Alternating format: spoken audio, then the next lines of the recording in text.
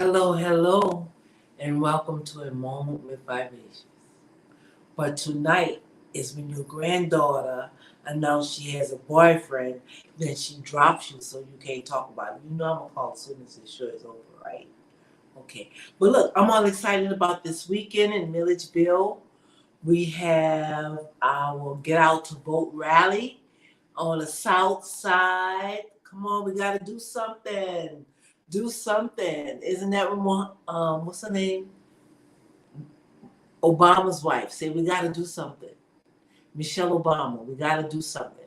So we on the south side of Milledgeville, we're doing something. So if you're on the south side of Milledgeville, if you're anywhere near Milledgeville, come on over, look on my page, Nanny Val, look on this channel, you find an address, come on out and be with us and register to vote.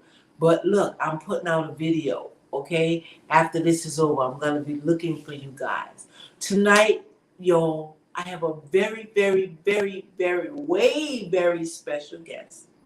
It's my baby, Chonél Williams, and we're gonna be talking about grief and death. So much is going on, and it's like, God, are my feelings cold? But then when somebody I love die, it brings up all the other feelings that I thought had died with somebody dying every day.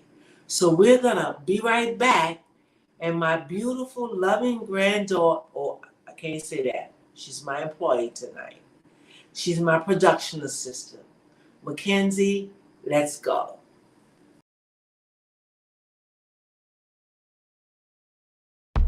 Welcome to A Moment with Vivacious, a freedom ride where we the people gather to build ourselves, our family, our community, and our nation. For the sound of America for Progress has reached critical mass. Understanding that we must put aside our differences to focus on the greater good. This is a place of collaboration to rebuild and restore our nation. Welcome to A Moment with Vivacious. Hello again. Hey. Hi, y'all. That's Chonél Williams, RN, DON, and she's over hospice home, right? Mm-hmm. And Yep. she's going to talk to us tonight about grief and dying. Death has hit us all so hard. But before we start any of that, I want y'all to know this is my baby. Raised in my home. Love her, love her, love her, love her. And I thank God for her mom, who was quite a friend to me. But because she was on tonight, I put on my diamond ring. Can y'all see it? Can y'all see it? When my friend passed, I always loved the ring, and I wore it when she was alive. And when my friend passed, her children thought I should have this diamond ring, and I treasure every moment. Thank you, Miss Williams. I'm gonna be professional for just a moment. And thank you for your love. And thank you for thinking the world of me. I want y'all to know her baby calls me Granny. She was my first granny. Isn't that awesome? Hi, girl. How you doing? Introduce yourself. I didn't say that. I don't know if there's anything left. I could talk about you forever, but go right ahead.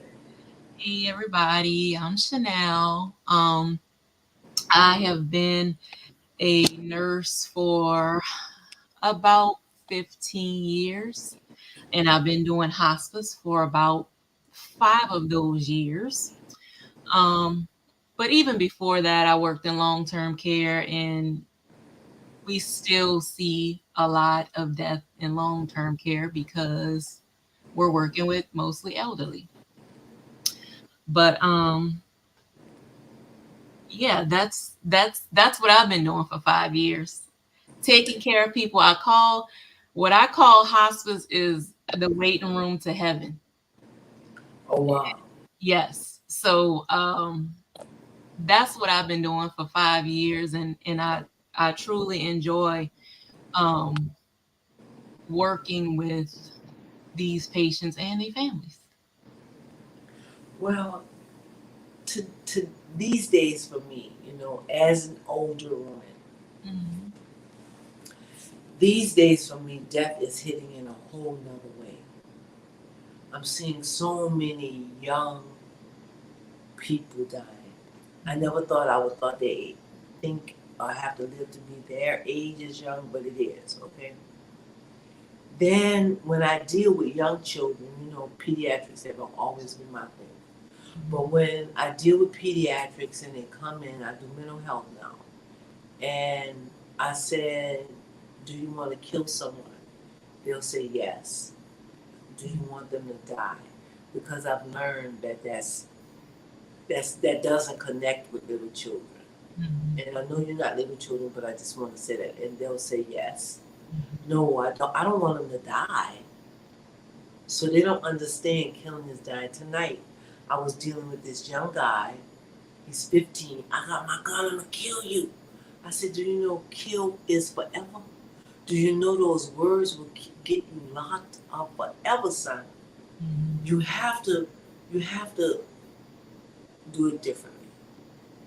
So what I am believing, Chonél, but please get us straight. I want to talk a little bit about this.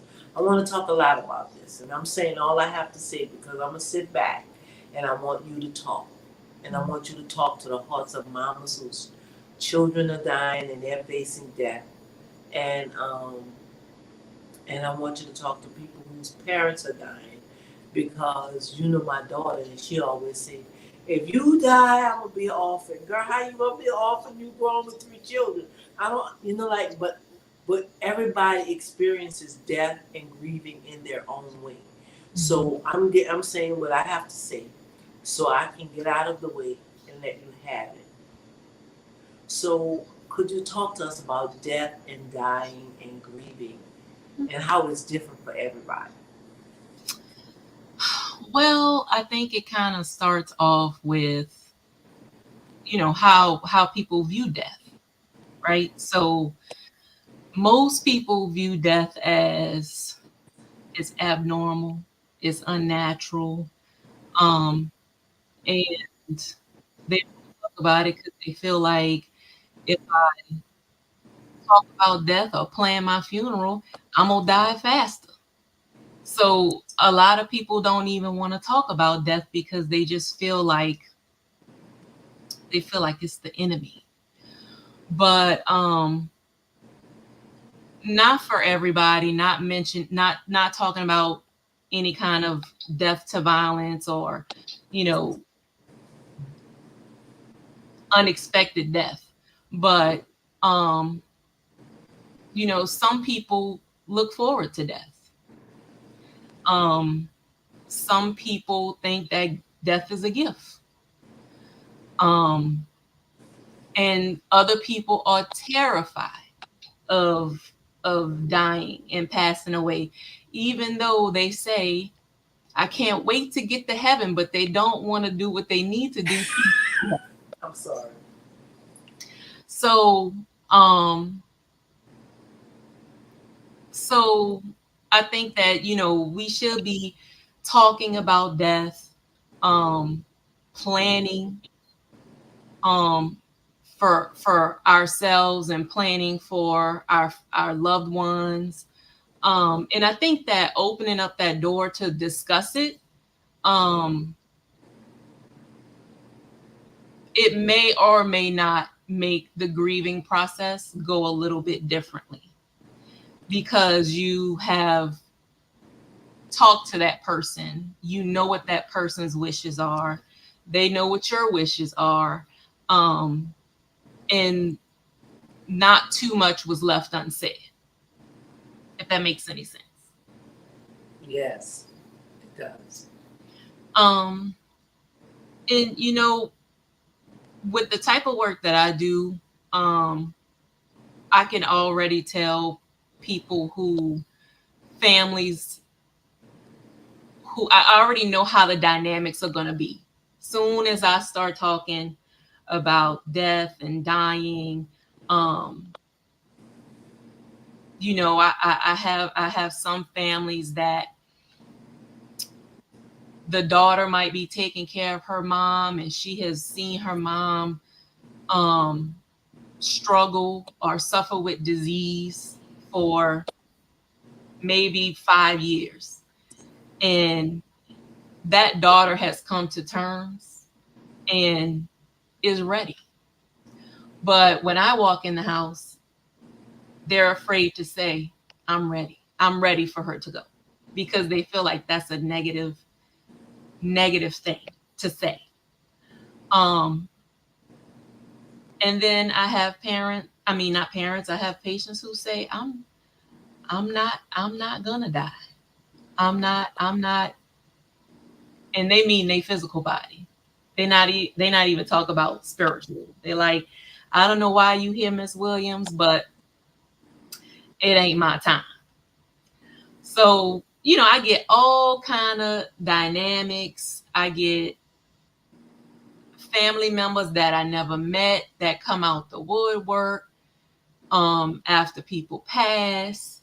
Um, all of a sudden you couldn't find nobody to take care of the person, and now everybody was the caregiver, everybody was the power of attorney, everybody is in the living will, and they're not. So I think that is very important to just discuss death. Discuss it in a way that you feel like you're planning, and then the time that you have left on this earth, you can live a full life, because 100% we all gonna die, we all gonna pass away, 100%. Yes. So you know it's definitely something to plan for. um as far as grief, I mean, there's anticipatory grief. Sometimes people grieve before they even lose somebody. Um, and we all deal with grief so differently. Like, for some people, grief can be some months long. For some people, it could be years long, and some people have lifelong grief. But working towards healing and acceptance is is what's important. Now, by all means, it's like trauma to the body, right? When somebody dies, it's Yeah. like, The emotions. right, it's stress, it's traumatic, it's a traumatic event, especially when people pass away unexpectedly. And it's I kind of see grief, because they have the whole steps of grief, where they say you go through um The what is it? You state. go through denial, and you go through anger and bargaining and depression, and then finally you're supposed to get to this place of acceptance. But I think that, to me, grief is not a stair step of completion of things. It's really a roller coaster ride, because you can feel like a month after you're experiencing grief that I think I'm good. I've accepted this.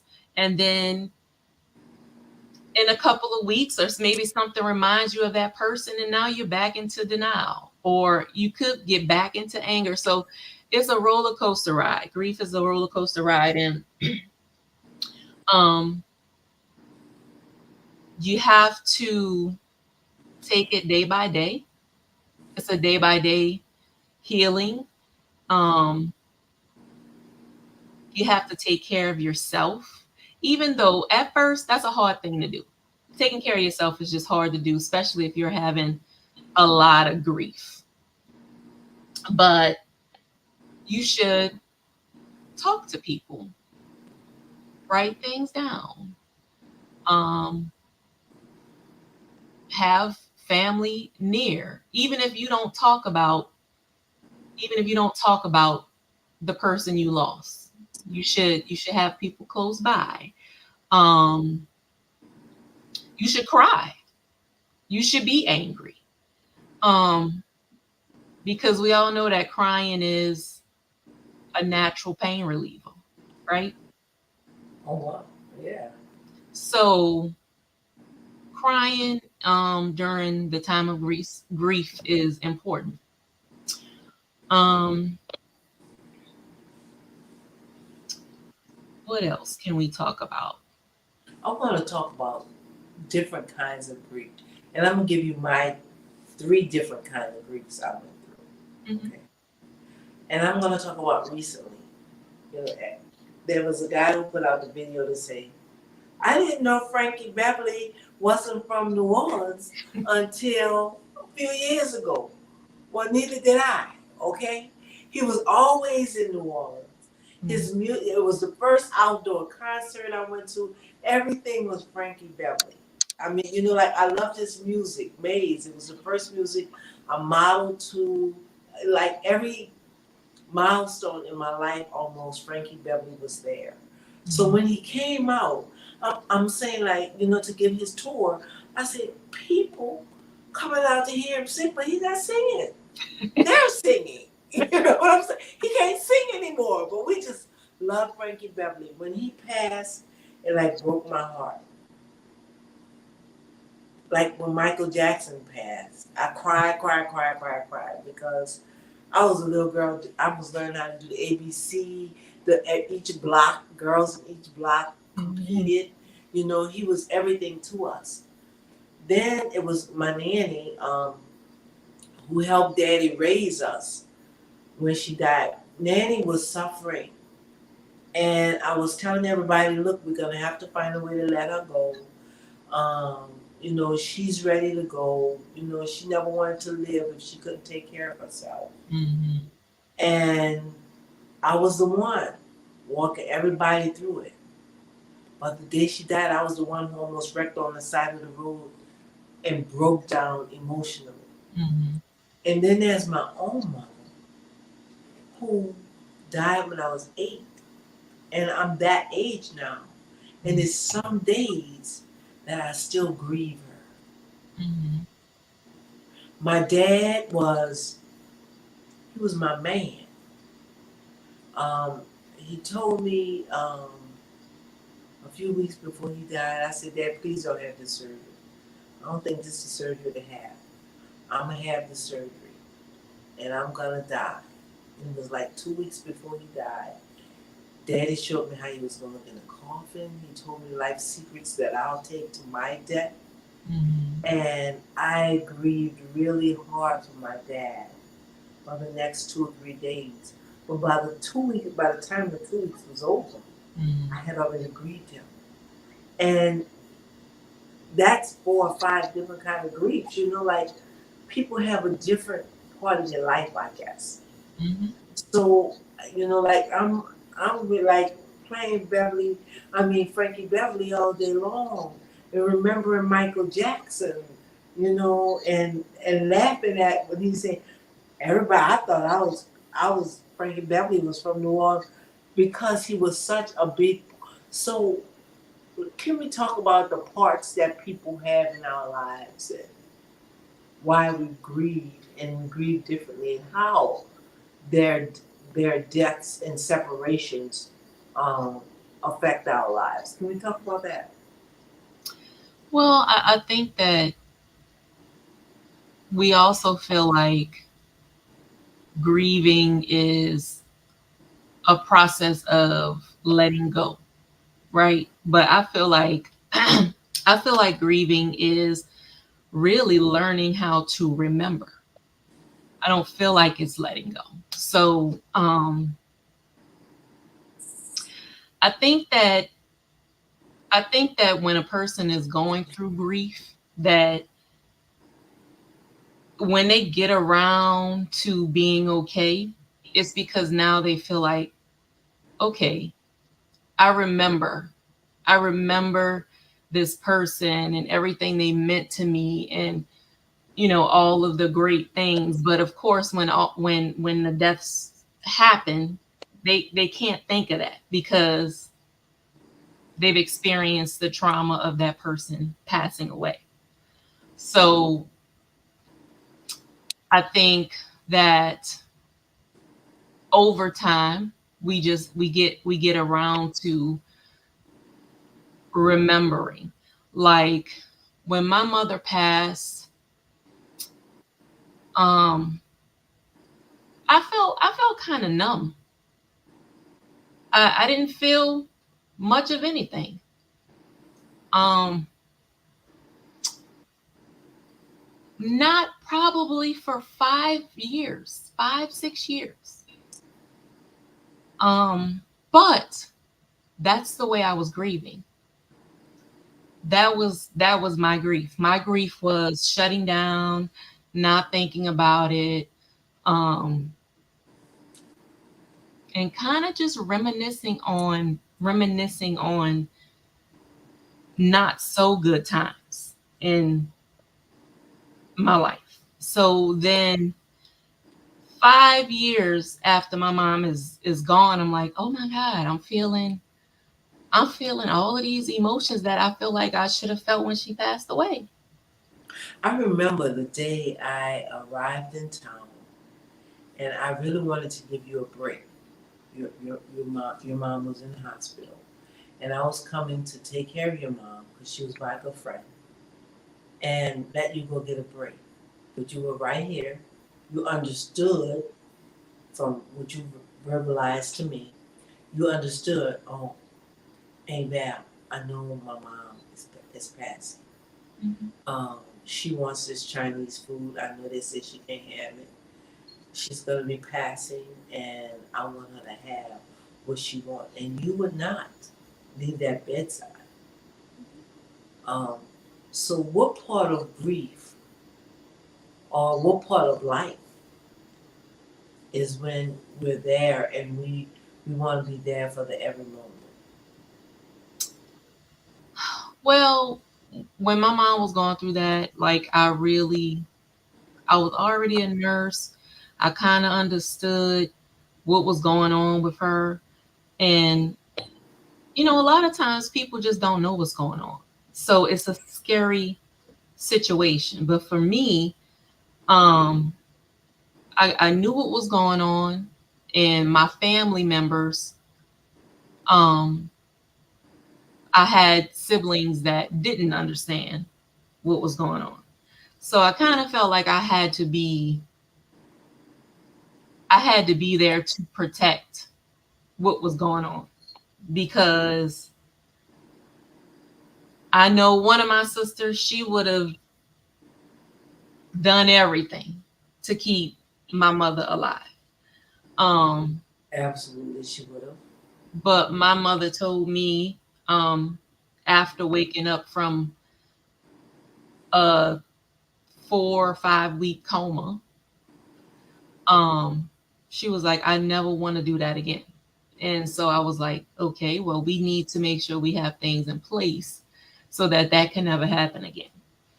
And so after that time, and the time that you're mentioning, she had woken up from this coma, and she was at a state where she was alert. I would say my mom probably had all her faculties until the end, but I just didn't want. I felt the need to protect what she was wishing, because I knew some people around me wasn't trying to hear that, and it's just because they didn't understand. So when I was at work, they think I'm the most awful. Hi, Tanisha. Glad you joined us today. When I'm at work, they say, how morbid can you get? I said, look, give me that lethal drink with some vodka and pineapple juice. Watch me have a heart attack in the chair and die. I do not call it living. They say, how can you do that? I say, I do not want to live like y'all Americans make people live, with tubes in their stomach, tubes down their nose. I can't get up and go nowhere. My body's rotting away. For me, that's not living. But for people who don't understand death, this is how I feel about it. God is not going to uncreate anything or anybody He's created. So what happens after our spirit leaves this body, because He is a spirit. Mhm. And then that's a whole nother Bible study. So I'm gonna cut that off right there. Okay. So I don't believe in my heart. Do I understand and know who can counsel the mind of God? I don't. But I don't want to be here in this body and I can't live. I can't get up and shake. You know how I love to shake. I can't get up and shake. So when I'm thinking of that, and when I'm thinking of people who lose people, and the person is still very much alive, but that person is lost in their own way. You know, you just not here anymore. You moved away, you gone, you decided to leave my life. Is that the same grief? Um, I think, like I said, it's just it's selective. Grief is so different with each person. You know, it's like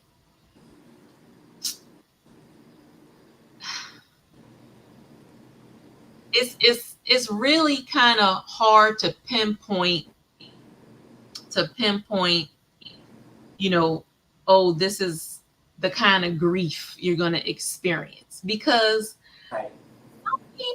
some people are just so joyous, and this is just from my experience of what I've seen. You know, I walk in some homes and people are just joyous about getting ready to go, getting ready to pass. You know, it's like a whole celebration before death. Um, and the whole family is on board, you know? And then I got other times where it's not like that at all. You know, and I have the dying patient that's afraid of dying, and the death is just a horrible experience for them and the family. And usually that situation, the grief is off the charts. The grief and how people are feeling is is is bad. Is bad. And that's one thing that I love about my job is you know, hospice has a stigma that if you come on hospice that you're gonna you're gonna pass away. We coming in there to help you pass away. But I love when I meet my patients for the first time and I can say, that's not what I'm coming here to do. Like, I don't know when your time is. Only God knows. However, we're going to get to know each other. We're going to make this a comfortable situation. We're going to do whatever you want to do. Um, and we're going to have a good time during this process. And some people really appreciate, they really appreciate that when you come in there and kind of lighten the mood, because it's been dreary the whole time. So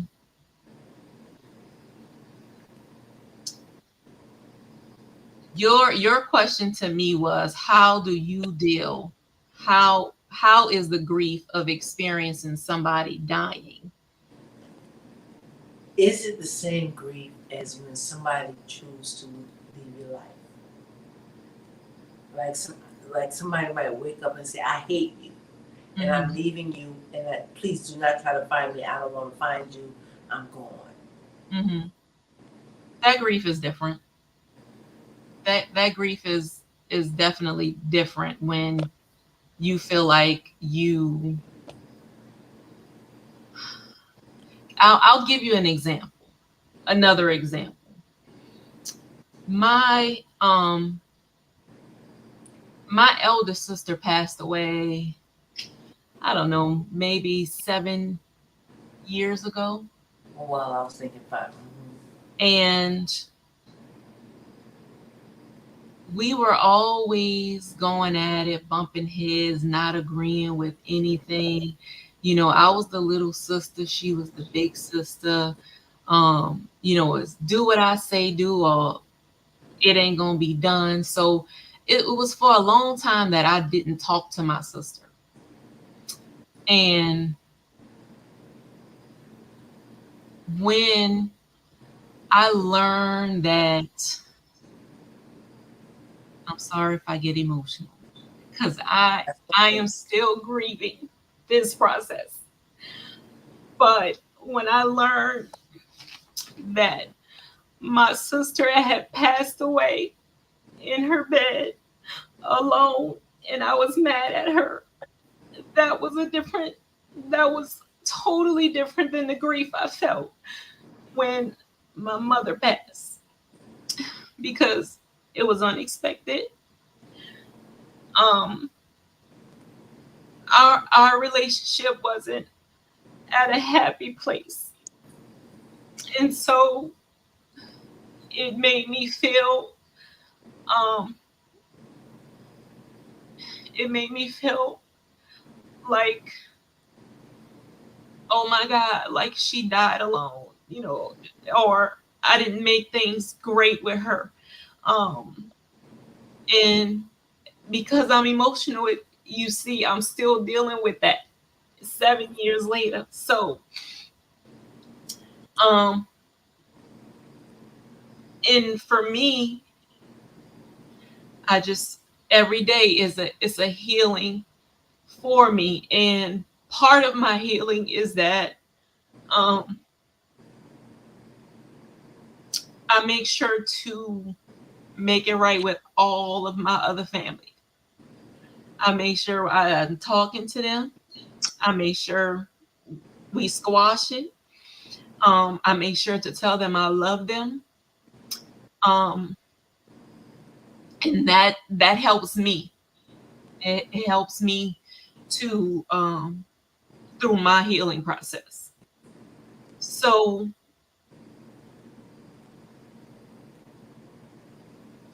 the grief of somebody leaving, that, especially if it was like bad, you know, like, oh, I'm going, and um I'm going, and I don't care if if I'm going. And like you said, I hate you, or whatever they saying. Um, I think that grief is different for sure. And Sigrid said, "Good evening. Sorry I'm late, but we're glad you're here." And Patricia Harris says, "I don't think we never stop grieving. It's something we learn to cope with in life." And that goes back to me when I said, my mom, I don't know how to embrace it. I was too young, I think. I don't know how will I ever get over that, because it's just some moments in my life that I really think, oh my, like if I just had my mom, I don't know what it would be like if I had my mom. I didn't never have her. Mm-hmm. So, with that being said, um, that was a good example. First, I know that was difficult and I know that was hard. And I thank you, but that's going to help somebody who, your situation with your sister is going to help somebody who's not speaking to somebody right now. It could have been, if it wasn't for my sisters bringing me over to my nanny's house, you know that situation. Me and my nanny hadn't spoken for 2 years. And my sisters picked me up when I got into town and when I got home into New Orleans and drove me over to my nanny's house. And that, I don't believe her heart was ever healed, but my heart was healed because of that. And that was able to prepare me. I think it was like 2 years later um, that she had passed, if it was that long. So I think that was a good part of grieving to bring up to, like, if there is a person that that you're not speaking to, but it's some people that just like it just cut out. It was like me and Miss Aline. You remember Miss Aline? Coco Mom. Yes. Aline and I were very close. We hung out together. We did a whole lot together. We ate neck bones together. Mm-hmm. And when she moved, she got married and moved, but we kind of separated. Mm-hmm. And every time I see her pictures, like, oh, is that grief? No, I think it's you remembering that person. I don't. When you see a picture of her, do you feel happy about seeing that picture of her? Like today, when I went to her picture today, I was trying to make it big to see if I could see Eileen in this picture, the Eileen I remember. Mm-hmm.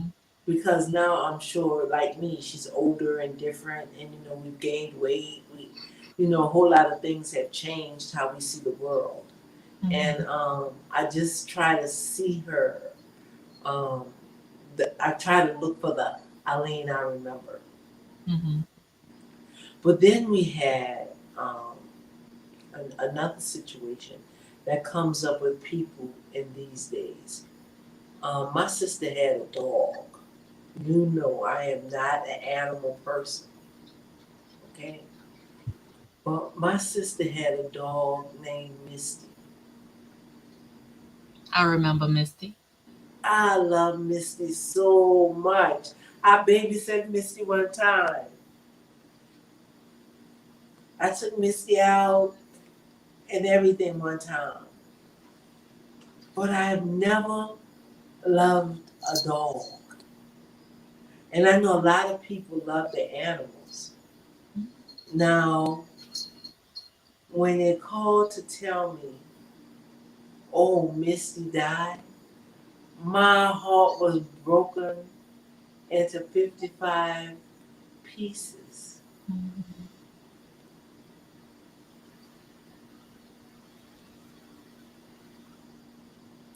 Oh, wait, can we interrupt that? We're going to come back to Misty. Yeah. Because Sigrid just posted something that we need to deal with. A young lady's brother died suddenly, and she just got out of rehab. She walked off from the house, and when she got back, she was drunk. Do you think maybe she need to go back to rehab for a while? She was. It appears that the girl was in rehab. Mm-hmm. Her brother died suddenly, and she left the house. And when she came back, she started drinking again. Mm-hmm. Absolutely. I mean, but you know how rehab is. That's something you have to want to do. But that's how she.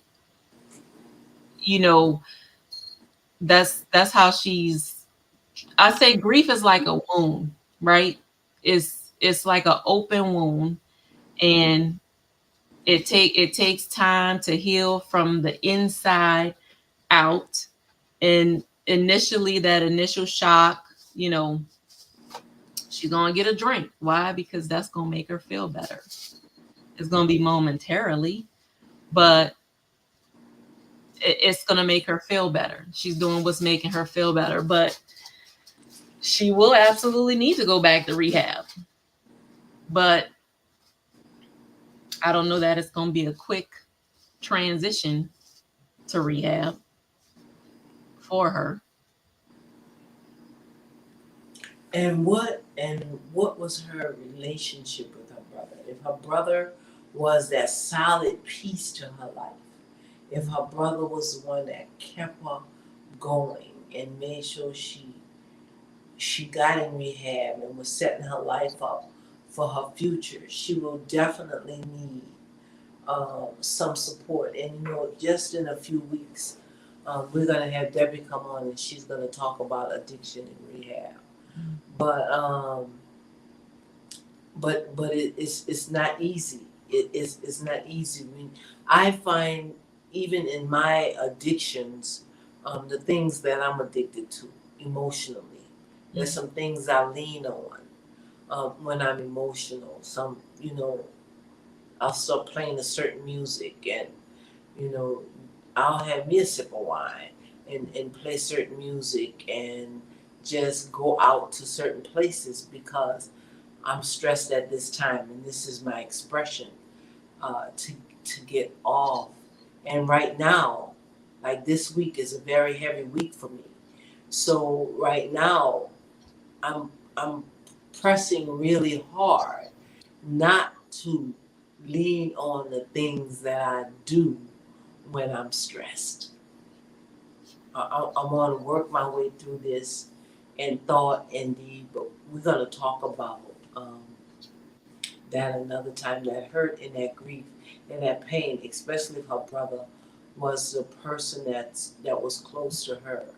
She's gonna need some not only rehab, unless she has a certain person in that rehab that she can connect with securely. She's gonna need a family member or someone very close to her that she can just talk to and cry to, because she's gonna feel broken always without that brother. I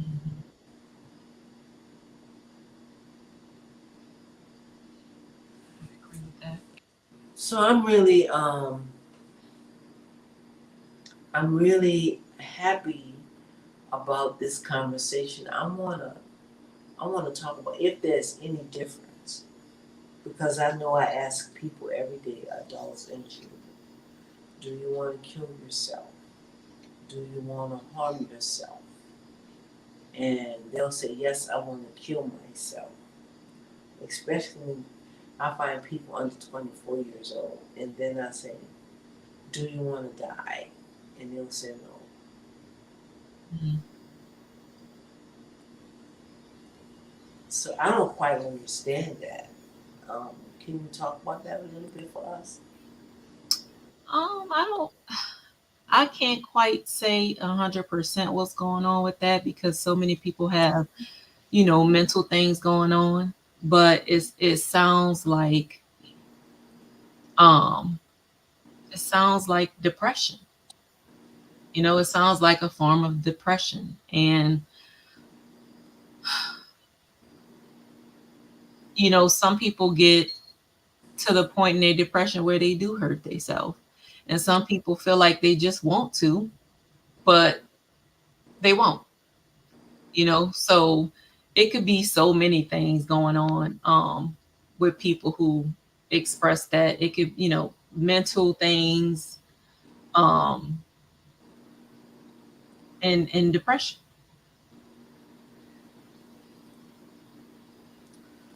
All right, so I'm happy about this conversation tonight. It's it probably took our hearts into a place that we didn't want to review again, but it'll help us to deal with those things in those places that we don't want to deal with. Mhm. So I want to say thank you for talking this very, very hard conversation. It was a hard conversation.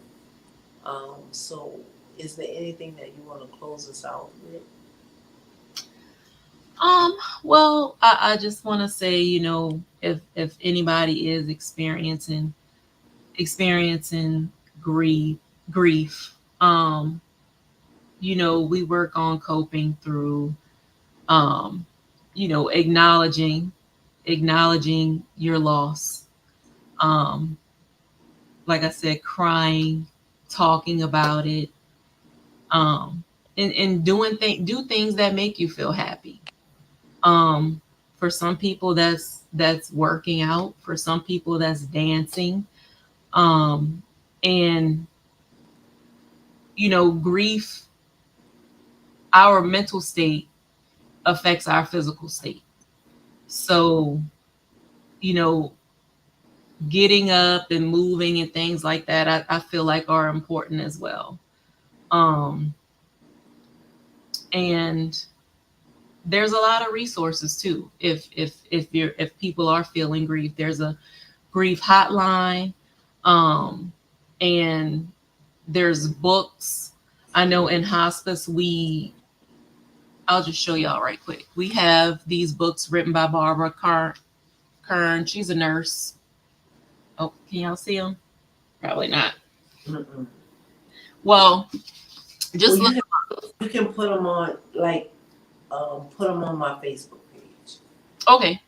Mm-hmm. And they're very helpful. We give those books to our family members after um our patients pass away. And hospice is also a great resource for support as well, because hospice has a lot of support groups, and they will help you along even if your loved one was never in hospice. So they will help with grief as well. I remember the hardest part. I'm gonna talk about two more things, okay? Mhm. The hardest part for me when I was working in long-term care, and people decided they wanted to die, and they would have us, um, they signed the papers and everything, and we would have to increase the morphine Mhm. and watch that person die. Even though I asked people to do that for me, I couldn't be that nurse. I couldn't be that nurse that, gave that one, like, well, his respirations are decreasing, but this next increase, he'll be gone. And families would sit there 2 or 3 days, Mhm. just increasing the morphine. And that's what I was introduced to hospice as. Mhm. And that's just too hard. And another thing I found patients having issues with is they become angry when that person died. Why did you have to die on me like this? Mhm. Can we talk about those two little things before we before we leave? Yeah. Morphine is the talk of subject every time. Um, I got families that think that, oh my God, we don't want that morphine because that's going to make them die faster, and they're going to be addicted to morphine. So, then I have to kind of educate them on, we're not thinking about addiction because this person is dying. So, I think that over time, as they watch their loved one struggle, because dying it takes a lot. It takes a lot, right? Like, to shut everything down, it takes a lot. You Explain that. so like, for instance, I have my patients, they always stop eating. And my families, they come in and they like, oh, she started choking because I tried to give her some pudding, but she just couldn't get it down. And they feel like they are starving their family member. But then we have to educate them on, hey, the our digestive system takes a lot of work.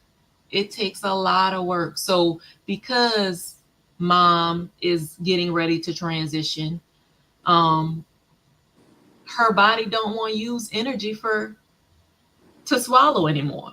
Don't want to use energy to digest this food.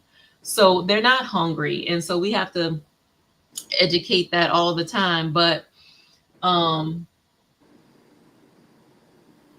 they are very, very fearful that they're starving their loved one, and this is what's going to make them pass, or the morphine is what's doing it. Um, we do give we do morphine is that the drug of choice when people are passing away unless they are allergic to it. Um, and I think that if you sat there and watched a patient with a terminal illness pass away, and not give them anything for pain or anxiety, um, it would be a death that you don't want to see.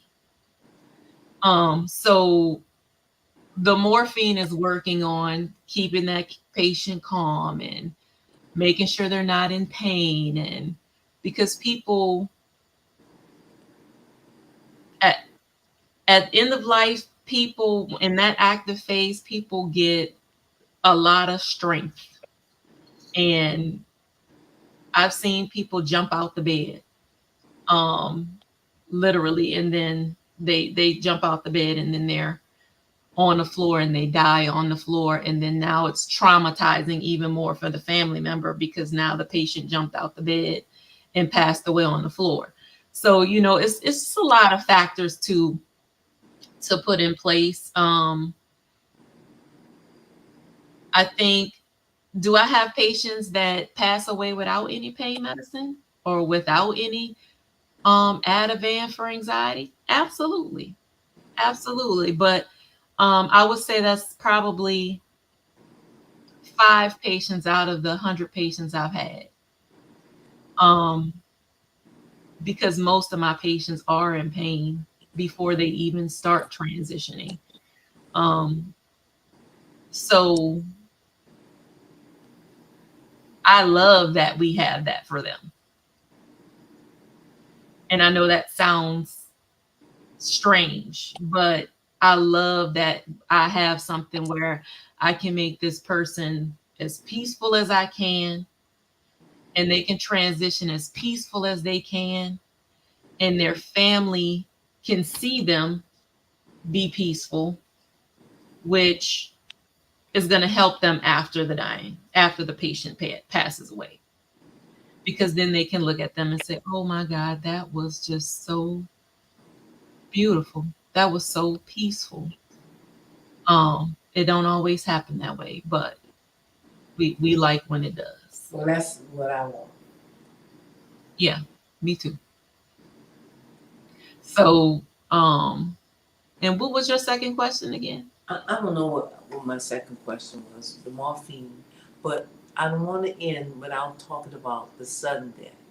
People don't know if they're coming home, whether you know the people or not. You know, it's very stressful for me to watch the news. I keep telling myself, just don't watch it today. Just don't watch it today. There's not a day that go by, people just not dying in the street. You know, like that is so. Just stop and take a deep breath and stop looking at it. But that's not going to stop the people from dying. You know, that person went to school or went to work and they don't come home. Mm-hmm. And it's overwhelming in our society today. Can we talk a little bit about that and that grief? Well, are you speaking like of younger people who are passing away maybe due to like violence? I'm speaking of, yeah, people passing them, older people, younger people, Mm-hmm. babies sleeping in their bed. Somebody went out to have a good time. You know, somebody husband and killed them, or boyfriend and killed them. Mm-hmm. I got a message from a friend. Some people I knew. The girl, the man just killed the girl. Why? Why you do that? And why you didn't just leave and go get you another woman. Women just pick up on men these days. You don't have to. Everybody got their door open.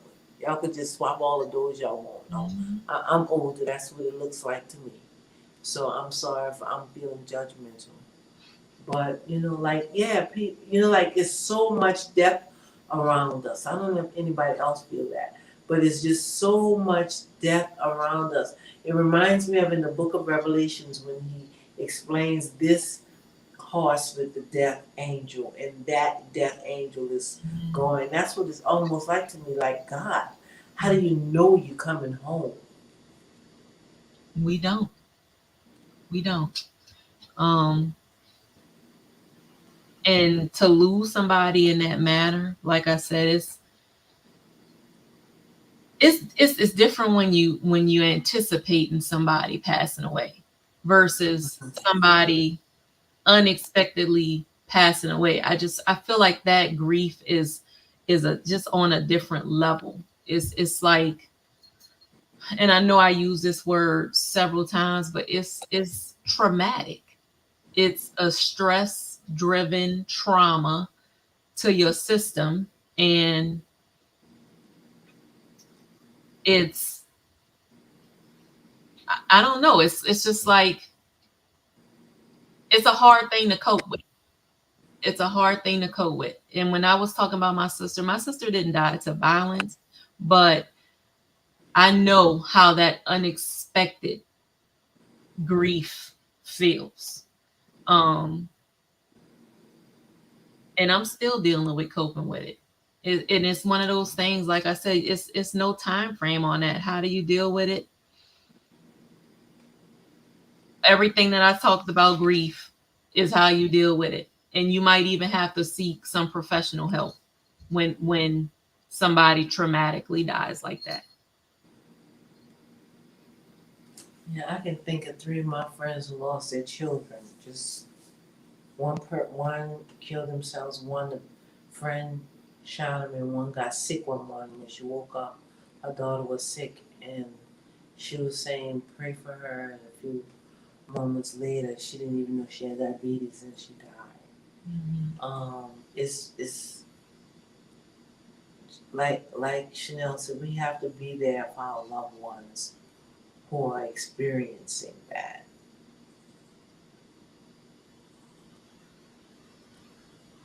Anything you want to leave us with, Miss Williams?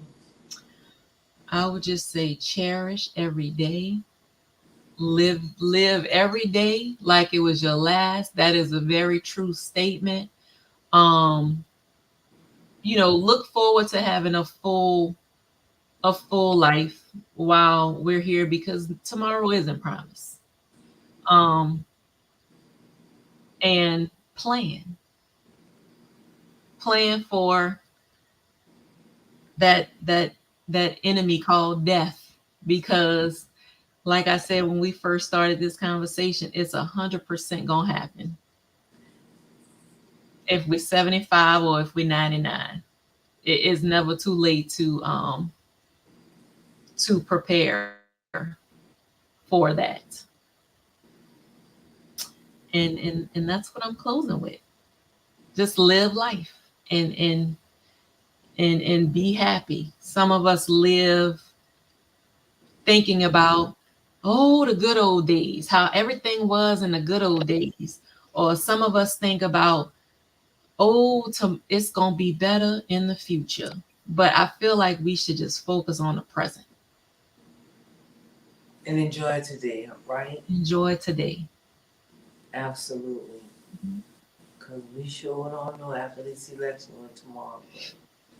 This was a hard conversation, but I thank you. I thank everyone that joined us tonight. Sigrid and Patricia, thank y'all very much. Kanisha, thank you very much. Kanisha, I have to call you. But I know this was a hard conversation, Ms. Williams, but we're looking forward to having you back real soon to talk about something happy. But I thought that we should talk about death as a community because it's just such an overwhelming present. But that's my baby, and thank you for all the life that you give my life. I appreciate you so much. I just want everybody to know one more thing. When I go to Virginia, I get my breakfast made in the morning. I'm spoiled rotten. I just can't wait to get back every time. Thank you so much. And thanks for being here. We're going to see you soon, okay? Thank you for having me. All right. Bye-bye.